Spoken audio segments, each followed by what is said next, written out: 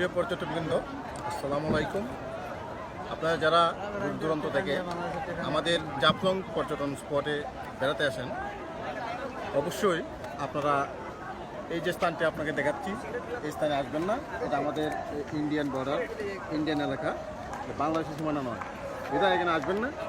এবং এখান থেকে অনেক সময় দেখা যায় যে কাশিয়া যারা আছে তারা ডিল ছুড়ে আমাদের লোকজনের উপর। বিদায় সতর্ক করার জন্য আমরা আপনাদেরকে দেখিয়ে দিচ্ছি এই স্থানটি ইন্ডিয়ান বর্ডার এবং ইন্ডিয়ান সীমানা। বিদায় এখানে আসবেন না প্লিজ।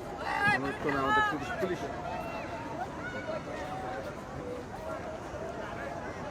এখানে যারা বর্তমানে আছে তারা হচ্ছে আমাদের ভারতীয় নাগরিক। তারা ভারতীয় নাগরিকরা এখানে ঘোরাফেরা করে, তাদেরকে আমাদের বাংলাদেশি নাগরিক কেউ ডিস্টার্ব করবেন না, এখন এখানে আসবেন না। অর্থাৎ আমাদের বাংলাদেশের যারা পর্যটক তারা যেন এই নদী পার হয়ে, এই যে নদী আমাদের বাংলাদেশের পর্যটক সব এখান থেকে নদী পার হয়ে ঠিক এখানে চলে আসে এই পাথরটায় যেখানে ভারতীয় বিভিন্ন নারী পুরুষ তাদের পর্যটক থাকে, আর এখান থেকে বাংলাদেশের পর্যটকরা পার হয়ে যায়। এইটাই বলতে চাচ্ছে যে এখানে যেন কেউ না আসে, এটাই তো? জি স্যার, জি স্যার। আচ্ছা, আমাদের যেহেতু আমাদের বাংলাদেশ সীমানা থেকে আমরা এই ভিডিওটা দিচ্ছি, যারা দেখবেন তারা অবশ্যই এই জায়গাটা আপনারা আসবেন না। এবং যদি আপনারা আসেন তাহলে একটা অনাকাঙ্ক্ষিত ঘটনা ঘটতে পারে। এই যে যেমন আমাদের ওখানে যে এই যে আমাদের পর্যটকরা আনন্দ করতেছে, যে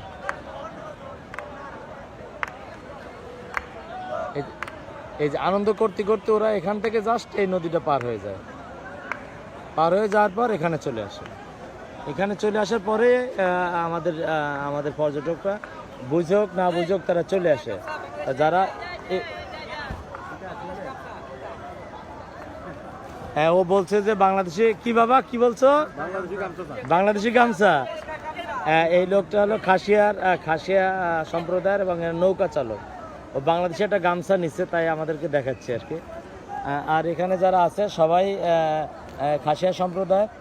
এরা এই যে এদের মাথায় কিন্তু বাংলাদেশি গামছা